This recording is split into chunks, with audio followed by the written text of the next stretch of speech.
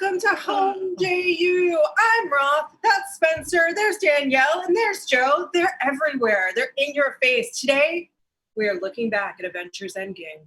And stick around, because we're talking about Avatar-themed funerals later. Does that mean that we kill you with Avatar? Do we see you to death? I don't know. You'll have to watch this entire program to find out. The more you know, the safer you are, because the truth is, this could be in your home right now. Take a second to hit that like button, because all of the things happen. It's like all of the world's problems will be solved instantaneously the moment that you hit that like. Segment 1. Do we still like Avengers Endgame? This is the question that chose to ask us this morning, and this is following directors Joe and Anthony Russo announcing an Avengers Endgame live tweet event on April the 27th. That's today, ladies and gentlemen, but not right now, because you're watching this now and then you'll watch that. Commemorating the 1-year anniversary of the film's release. And as we look back upon this great cinematic achievement, we ask ourselves, did we fix it? So we're going to start with some of the biggest moments. I'll just shout them out. Danielle, Spencer, yes. Joe, get ready to rewrite the Avengers. One thing you love, one thing that you'll change. Killing Thanos, the 5-year time jump, Captain Marvel, just full stop. Just kidding. Time heist, killing Black Widow, portal scene, the final battle. Oh, Cap, I am Iron Man, loose ends. Nebula was kind of the breakout of this movie. I agree with that bullet point. Now that we've refreshed your memory. Danielle. Yes. Sarah. Spencer. One thing you loved and one thing you changed. I would change, and it made me, Joe was next to me when we went and saw it. It made me cry in the theater, but looking back, I'm like, maybe we could have done something better. I liked the all the single ladies part. It was good. Like, and I did. I cried when it happened, because I was like, yay, all the ladies are teaming together. It's like, A team or whatever. But looking back on it, it's like, that's it. We got like 2 seconds and it's just a bunch of women walking in a line, like, okay, ladies, now let's get in formation. And then like that was in like a 22 movies. Like, I get it, and it was really fun. And it made me cry when it happened. It totally did. But I guess I'm just kind of selfish now, and I'm like, I feel like if you're going to tease that moment, maybe give me more than 10 seconds of it. If it was even that, I don't know. It would have been nice to have that a little bit more stretched out if you were going to do it. But that's, again, kind of a nitpicky thing, because overall, I really enjoyed Endgame. And I did like that moment. It did make me cry in the theater. So is that like a moment you both loved and would change? Yeah. Like I said, it was great. Like that moment of just like, yay, we're all doing it. But I feel like they kind of already did something like that in Infinity War without having to like put a pin on it, like not putting such a fine point on it. Where in this one, it was definitely like, we're getting all the girls together. It's ladies' night in Thanos Town. Like ladies drink for free. So maybe if it was a little, like I said, I thought it was a great moment, but I would have liked to see if they do maybe like a little bit more with it if you're gonna pull out the Bechdel test moment. What do you think was pure perfection that you would never touch? Thor's hammer, man. I think it's got to be Cap and Thor's hammer. Like that was, there's nothing. That was a perfect moment. Well earned. That was one of those ones where it was definitely like, okay, yeah, like this, they earned this over the course of these movies. Yeah, it was great. I would never touch that. I'm going to make a prediction right now, which is that we're going to go to Sarah first and then Joe, and then you, Spencer. And my prediction is that Joe's going to take the moment as the perfect moment that I was going to take. But we'll find out in 1, 2, 3, 4. Sarah. So Sarah really likes the small moments in Avengers Endgame. So I feel like with this big movie, when we look back, we remember On Your Left. And by I mean my cat, who's going to do the Blair Witch thing she does again for some reason. But I think Endgame handles little moments so well. In like 30 seconds of paper football, you see how far Nebula's come as a character. The no trust, quiet argument with Tony and Steve. I think it just plays in small moments really, really well, sort of building that tension so that by the time you do get to On Your Left, you're not just completely just desensitized to the fighting. So that's Sarah's answer. Joe? I really appreciate upon rewatching that they don't just pay off the entire saga. They pay off what do you? Cat broke. They really pay off, I think, movies that needed a little bit more love. Like, they really go out of their way to give context to Thor Dark World a little more, and to make Avengers Age of Ultron not just seem like the hot tub spinoff machine. And I actually really appreciated that going through, because I have watched Ultron since watching Endgame, and I actually liked the movie a lot more. The fact that it now just feels like it's setting up important themes instead of just being kind of a jumbly mess. So what would you change? Fix it? How to fix it? I think the one thing I'd change is, and this might require making Endgame 2 movies, I don't know, but I wanted to see more messed up 5 years later Earth, and I wanted it to be actually messed up.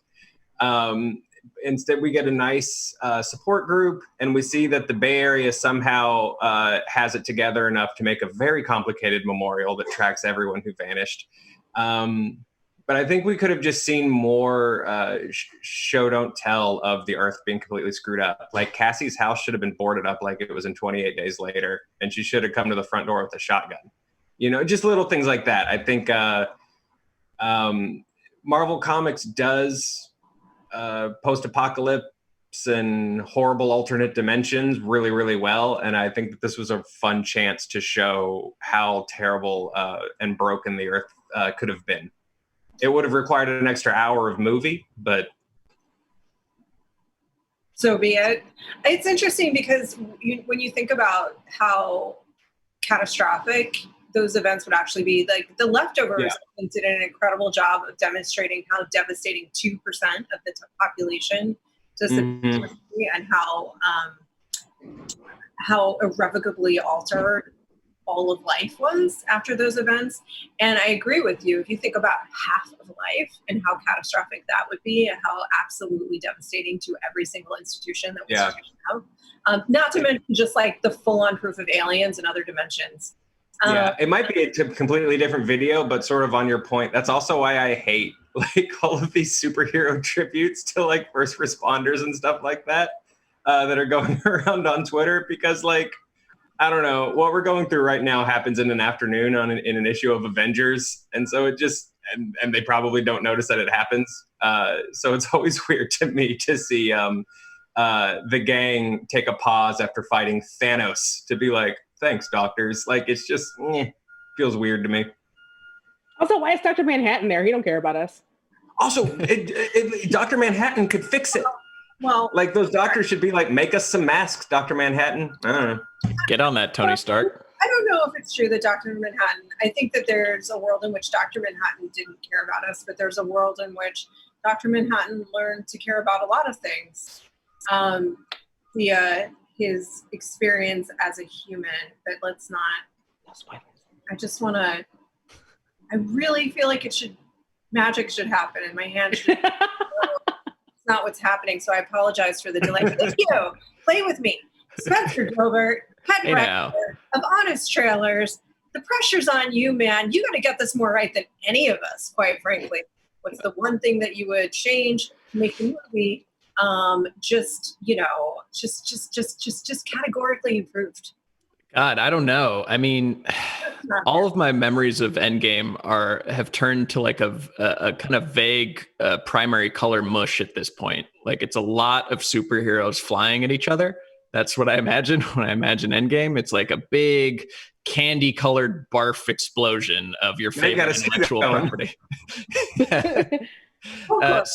But if I recall, like it managed I wouldn't change much, because like the task of making that movie and making it work is so unenviable that the fact that it works at all, it's like a KFC Double Down, where they're like, we have too much chicken and too much cheese and too much sauce, and we ran out of bread. You got to make something work.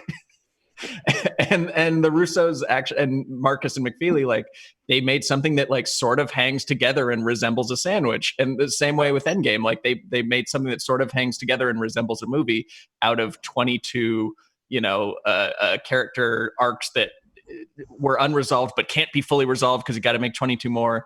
And you have all these things that you got to put in there for all this merchandising and for all these sequels and to pay off all this stuff that, like, I think if you take that movie, just feels like a Jenga tower, and if you change one little piece of it, like if Hulk's not holding that taco or something, like the whole thing falls apart. So I'd be reticent to change anything about it. I think you're both correct, but underselling it, to be honest with you, a little bit. I really think you're underselling it because this was on my top 10 list last year, which not because I'm a snob or anything, but very few blockbusters typically are. Maybe I'm a snob and an asshole, who knows? But the point is this: I think it's an incredible achievement. Like like it blows my mind that it exists, and it blows my mind that it's as good as it is. And I feel like they made every right choice somehow.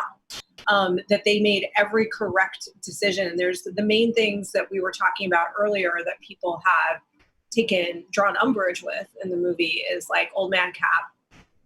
I think the death of Black Widow is one.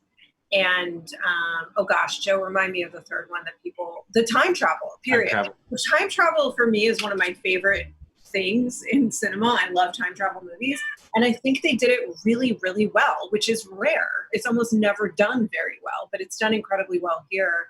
I think there's probably a couple of issues where we're left with questions about, well, is this another dimension or is this another timeline? And the answer is going to ultimately be yes. It's not that they didn't have an answer. It's that that's going to be a show on Disney Plus when it comes to things like Loki and split timelines and probably even a couple of other characters. And I think even Gamora, her seemingly split timeline will eventually play out. And I know that Sarah agrees by the way that she's nodding in front of Joe's face and placing her tail right under his nose. So what I would ask you, Spencer, is like, what is the one thing that you absolutely would not change about this movie? Would not change. Gosh, the thing to absolutely keep the way it is would be, oh boy, the part where the Iron Man snaps and says the thing. Can't change that. I don't know. Put in by an editor. What's that? It was an editor's idea to play it out like that. Oh, awesome. I think you got to keep Hulk dabbing. That's funny. He dabbed. Remember that? Remember the dab? Remember that. Hulk does. 5 years later. Culture froze after the snap. I'm going to come back to an earlier prediction about Joe. He both fulfilled and did not fulfill my prediction because my moment was going to be on your left. And then basically told me it was a dumb moment to pick with his setup. That it's an option. Oh, on your left is fantastic. That moment, it really made me cry. Oh yeah, no, it's also one of those great little payoff moments that they plug in too. The first time we saw the movie, I was just all like blubbery because of just all the stuff happening, and it wasn't until I got home that I was like, oh wait, I get it. And it was just blubbery again on the way home. I think they just set it up so well. They set it up so well to leave him all feeling so completely alone, entirely overwhelmed, even though he had these weapons. We had shown like he had reached his fulfillment of Capness. Like this was like peak Cap, I'm willing to keep fighting on my own. I am worthy. All of the Cap things came together in one perfect Cap moment that didn't feel overplayed somehow. And he just felt so alone. And then in this one tiny moment, he just understands that he's not alone. And that is very cheesy as I say it, but it worked on screen. And I think it was like one of the most effective. I think they did Iron Man's death really well also. Yeah. No, On Your Left is a great moment. Everyone knows this. I love nothing more than friendship and people coming together. So that was like the perfect combination of like superheroes and fighting, and also like Cap's friends are back. He gets to see all of his friends again. And then if you're getting too emotional, a minute later, Spider-Man rides a Pegasus with Valkyrie. Yep. And, the hits keep coming. Yeah. I agree with you guys with the Jenga Tower. Like the Adderall and then Spider-Man on the Pegasus is the second all, and it just kind of like evens you out, right? No, 100%. Yeah, it's a speedball. I agree with you guys on the this is speedball on the Jenga Tower, and the idea of like change stuff. I agree with you guys. I don't think there's much to change, especially in the actual like writing of the story. There's always stuff that people are going to be like, I want the time travel to be explained different, and Cap should have died instead of this or that or whatever. Or I could be like, Cassie should have had a shotgun. But I agree with you guys both. I think it's a weird Jenga tower, and if Hulk doesn't hold those tacos, they did their streamlined best of this like behemoth they had to create, and executed it really well. Yeah, it's like even stuff like not backing up the money truck or whatever to not have Natalie Portman in the movie. Like that was kind of weird in the moment, but if she is in the movie, then you probably have to have a scene where she gets like probed by Rocket Raccoon. That's just weird. You can't have that in Endgame. That happens off camera. That the one thing that I would change is to add in a scene where Natalie Portman gets probed by Rocket Raccoon, because it happened in the movie, but you don't see it. He throws out this like Looney Tunes style like and then like sneaks off, and then I touched your girlfriend, and then like walks off. Yeah. All right. Other things, any final thoughts on Endgame and celebrating or not? So I honestly, I legitimately think this is an insane achievement. Just all of it. The 22 movies leading to this, and the fact that it worked, it will never be done again. Except they'll do it again. It just won't feel the same. Much like a speedball. Yeah. They're gonna do another throw every character at the screen and have one of them die again, because it worked the first time, and you'll be chasing that rush. Can't chase the dragon, man. Y'all are smug about it now, but in 9 years, when Shang-Chi bites the dust, saving us from the glorf or whatever, like, ooh. Harder than that. He's not going to give us another speedball. He's going to candy flip us. That's acid and ecstasy. For those of you that are raised in your I just don't think he's going to do that. He's going to give us a totally different drug. I think he's smarter than that and more creative than just to repeat. Isn't candy flipping going to be the new Doctor Strange one, though? Yeah, that's the. I went to the multiverse of madness that time. Yeah, that is the candy. We should stop talking about drugs. It's quarantine. What else do you have to do? I'm just going to gym face. I mean, honestly, we were talking about our quarantine hacks the other day, or by the other day, I mean 10 minutes ago, which is basically the other day. And Joe Starr, I was saying, I pictured him just like painting his little miniature men eating small carrots, and I was pretty close. You were pretty close. Hack to like self-soothe. It's painting the little miniature men, and then constantly thinking my paint water cup is coffee. Which Danielle Radford is reinvestigating her love for fanfic, which is a fact that we are going to return to, but you're going to have to stick around, ladies and gentlemen, because we're going to learn more about Rocket Raccoon probing Natalie Portman. How he's going to intersect with the Joker. Whoa. It's a stretch. What I just said is technically a bit of a stretch. And we are going to be talking about how to bury yourself in avatars. So stay tuned for that. Danielle Radford, I love you.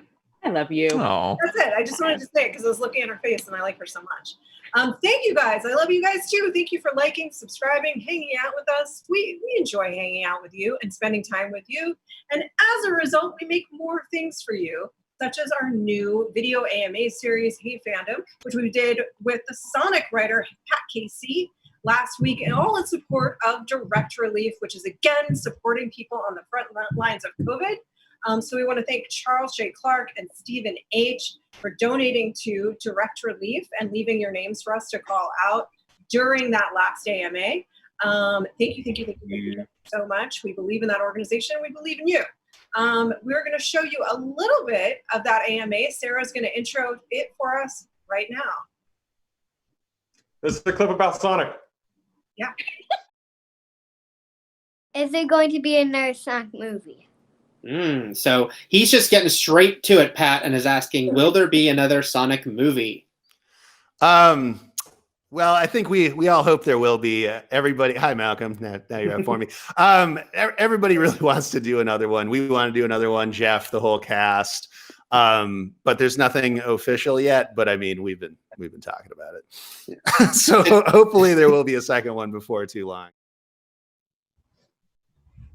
Well, there were a bunch of other sequel teases there, including one about Tails, which is a character that people care a lot about, and Jim Carrey wanting to be in a fat suit in the sequel. So you can tune in for all of that in the full video AMA, Hey Fandom, which is on this YouTube somewhere on our channel. It exists. And Ryan will put the thing below. So now we have to talk about wrestling, Danielle. Danielle, tell us the wrestling news about Chris Hemsworth, the Joker, and Hulk Hogan. So Chris Hemsworth has been working on this Hulk Hogan biopic that is supposed to be directed by Todd Phillips, and apparently is going to ignore all of the only important parts, all of the things that have happened in the last decade, and is just going to focus on the 80s, back when people still liked Hulk Hogan, except that it's now. Smart. Well, do we know? I mean, because there's certainly enough darkness in the 80s that, like, is it rated R? Do we at least know a rating? Well, so it's the Joker's Todd Phillips is attached to direct, so I can't believe although he has done comedies before, kind of like broad comedies before, so I don't know. But Chris Hemsworth is going to star as Hulk Hogan, which is interesting. But yeah, it says it's largely going to ignore the things that have happened in more recent times, which does feel weird to me. Yeah. Eric, you're Joe. God damn it. That's like when you call your children by the wrong names. Anyway, Joe, as the second biggest wrestling fan on this panel, Eric loves wrestling too.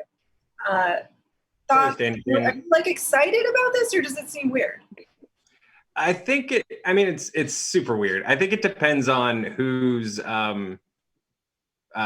book or whatever they're using as source, because if Hulk's involved in any way, then it's just going to be a Bohemian Rhapsody kind of situation where, man, he was pretty great, you know? It was pretty great.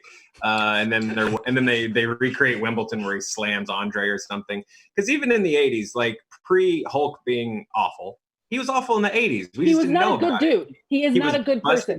He busted up unions. He narked out he pulled a Tim Allen on all his buddies with the steroid stuff. Like, he held people's careers down. Do what? This is before the more recent horribleness? Oh, yeah, this was awful. We just didn't know about it. This is late 80s, yeah. You just didn't know about it because you were still like, yeah, I do want to take my prayers and say my vitamins. Well, that's what I'm saying is that you don't need to go. You don't need to go all the way to the like sex tape and Gawker stuff to still do like a no holds barred movie about Hulk Hogan. Hey, rip him, brother. Yeah, but I don't know if they're going to do that. I imagine it's going to be one of those things where, because you have to have a dramatic arc for a story, and if he's going to be involved, which we are assuming that he is, because that's how it works, it'll be one of those where it's like, and then the fame got to me, and I forgot about how important my family was and how important it was to stay true to myself. But then I found myself again, brother, and you can too. It's not going to be like, hey, remember that time I was on the gas and I sold out all of my friends? It's not going to be like that. Danielle, what does like another side of wrestling mean, though? Do they mean besides the cartoon? Like, what does that mean? When people say the other side of wrestling, they usually mean the behind the scenes stuff. Which is interesting because that I feel like back in the day, what they call it, the kayfabe is the idea of the story of wrestling. It's the idea that you take wrestling seriously and for real. And back then, kayfabe was a huge thing. And actually, the steroid scandal is what made it so that everyone was like, no, wrestling's fake, wrestling's fake. It's okay that we're all on steroids.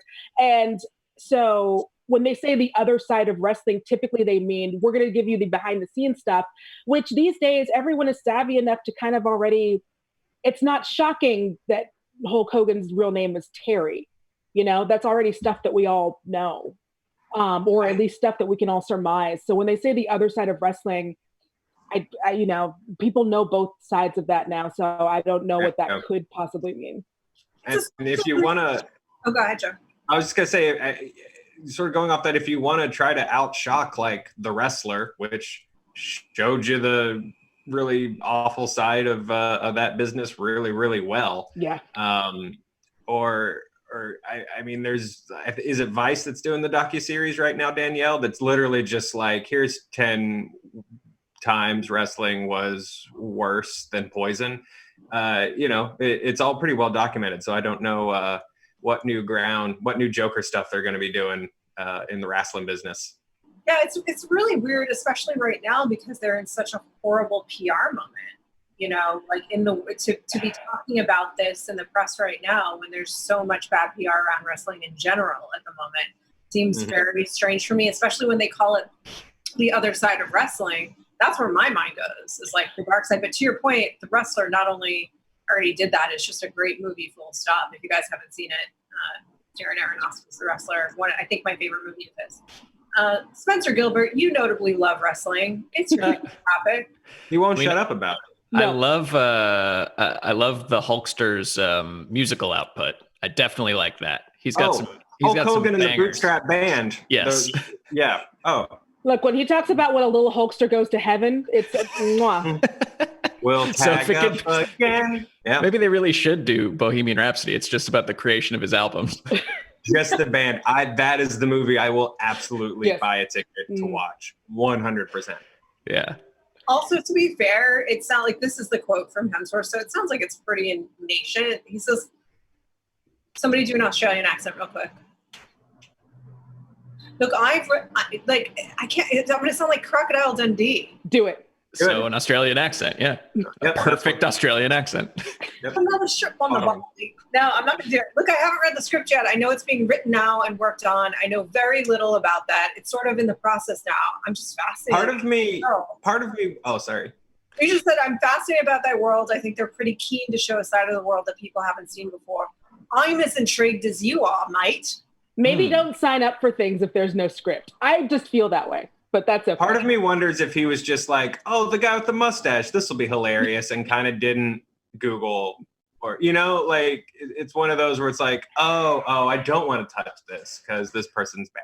Well, but it's too bad because it is like, I mean, you could make, I think, a really great story about Hulk Hogan in the 80s if it was you know, the whole and complete truth. Like he's a contradiction. He's a fascinating character. Sure. Like you could, but I think with them involved, the closest you get to that is that standard, like, I'm not going to quite cop to all the terrible things I did, and there were reasons, and I didn't get along with my parents, X, Y, Z, and the things probably weren't as bad as you thought they were. And Hulk Hogan, right, guys? You guys like me? I'm Hulk Hogan. Pastamania. Yeah. Yeah, him using the term the other side of the ring, I believe that the Vice documentary they're doing now is called The Dark Side of the Ring. So that's also like maybe not the best term that they want to use. There's only so many sides of a ring. Yeah, I guess there's 4 technically. So dark side, light side, other side, so 3. Heavy side layer. Lawful good, lawful neutral. Neutral. Yeah. But I think the heavy side layer is the side that most of us are really. The movie ends with Hulk Hogan getting into a balloon and he goes up to the heavy side layer. It's just all of the wrestlers come out and they cut promos about why they deserve to go to the heavy side champion. layer. So what do you think the wrestling names are? That's a jellicle name. That's right. All right. Wrestler names are jellicle names. Cats. Yeah. Are we going to get the butthole cut of the Hulk Hogan? Oh no. We better, because I think we are not getting it before. All right, good. We'll be following this very, very important story for you and giving you frequent updates on both the butt cut and the Hulk cut every single day right here on SJU. But first, we have to teach you how to be buried in the things that you love. Avatar Great Western. Like the pharaohs. This is via Dan. Yeah. Well, that's with the things that you love. We want to bury you in the things that you love. This is via Dan Olson on Twitter. So this is an Etsy style fan made merch. Online creator Dan Olson has unearthed these fan made avatar themed urns to be cremated in by artist Mark Hobson. Thank you, Mark Hobson. So first of all, I feel like this is a very, very, very specific desire by one man named James Cameron. Like, who is getting an avatar of all of the IP? And I'm not shitting on Avatar, I'm really not. But like, who's getting an avatar urn? This is my real first question. We want to ask, what thing would you be buried in? What IP would you bury yourself in? And I really hope the answer is like none. But I'm going to open it up to you. Well, the glory Roth, before we get into that, is Jonathan, can you pull the picture back up? Because to get around licensing, those are action figures. He artfully took photos of his toys. Oh, wow. So to get around the licensing issue. Getting buried in an avatar urn that is of the Avatar action figures. Yes. Yeah, there we go. Yeah, that's like a Sidekicks collectible or a Sideshow collectible Navi that you're getting buried in. That's a bummer. I thought that they were gonna like paint your avatar on it, like you as an avatar. Only if he has collected your action figure. You first have to get your action figure made. Okay. Wow. Okay, I'm not like, I'm sure there's things that would be fun for people, like a Harry Potter urn or something like that. Like, I'm just in a wand that somebody. I'm not making my mom look at Avatar every time she wants to remember me. I'm sorry. I'm not. My parents love that movie, but I'm not gonna have her sitting there weeping over an action figure every time she's like, oh, it's Danielle's birthday. It's time to go look at. I'm sorry. Like, I understand people have the things that they love. I'm not trying to yuck anyone's yum, but like, I'm not making my mom put my Avatar urn on her mantle for her to remember every time she wants to think about how much she loved her daughter. I'm not doing that. Danielle, I have a paradox for you and for really the panel. It's something I've come up against a few times recently, and it's troubling. I don't know how to quite solve it. So you know the phrase "don't yuck anyone's yum," right? Yes. I find that phrase really gross, and it upsets me when I hear it. So how do we get around this? Why do you think it gross? Is it just? I don't know. It's just something about like that it like really equates the things you like with like to me, like licking them and going like, ooh, yummy. Like, I love Thundercats. Or it's something about it. Just like it rubs my fur the wrong way. It does feel like it's about mouthfeel. Yeah, it feels like it's about mouthfeel, and I don't want to eat the stuff I like, most of it. So it's like, how do I say that to I don't want to yuck umami when I think about biker mice from Mars. All right, guys, brainstorm. Quick round robin brainstorm. Let's give Spencer options. Don't shit in my ice cream. Don't gross my grate. All right. Oh, don't gross my grate is a really good one. Yeah. Don't my cheese. Don't bad my glad. Don't work my waffles. Don't jam my jeans. Don't jam my jeans. That are uncomfortable. Don't wet my jeans. Don't wet my jeans. Wet jeans are horrible. Yeah, gross. Jeans are pretty horrible. Don't dirt my denim. I'm sure the commenters will help us out, and we'll have a new phrase by next week. All right, guys, let us know what we were replacing "Don't yuck my yum" with options or something better. What are we talking about? I have decided on my funeral. I have decided on my IP funeral. Oh, you did? When is it? Oh, yeah. Yeah. So, okay, here's what it's going to be a destination funeral. We got to go somewhere close to a volcano. Mm-hmm. Everyone that attends is going to dress up as Samwise Gamgee and take turns sobbing and carrying me to the volcano. And I'm going to be dressed as Frodo. You know what? That's perfect. And you'll never know if that does or doesn't happen. So it's definitely going to happen. We're going to do that for you. Exactly. Mm-hmm. Yeah. Exactly. No question. Yeah. What are you getting buried in? Who? You. I don't know. I think just just cremate me and blow my ashes into the face of someone I don't like. Ooh. You have to give us a list of people you don't like. I'll work on that, or I'll add to it. You don't like most people. How are we? I love people, but I don't like people. You know. No, you Can we take you to like the press line for a Fast and the Furious movie and just ask each actor if they'll take a little bit of you? Yes. Thank you. Yes, I want the cast of whatever Fast movie is coming out to rail my ashes. Or do you want Talk about mouthfeel. A little bit in each of their Coronas? Oh yeah, like you bite the lime, you lick the ashes, then you take a shot. All right, there you go. It's There you go. Hell yes.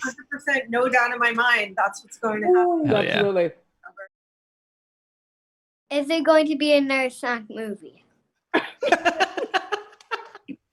And with that, we'll end the show. And Wait, how's Danielle gonna die? Did you tell us? Danielle, how are you dying? Oh, I'm gonna have an urn that's dedicated to 80s classic Beat Street. We're gonna go into a tunnel in the underground, and instead of doing the praise song for Ramon, the guy who famously is chasing after another graffiti artist named Spit and steps on the third rail, it'll just be Ice-T saying Danielle, and that'll be how it goes.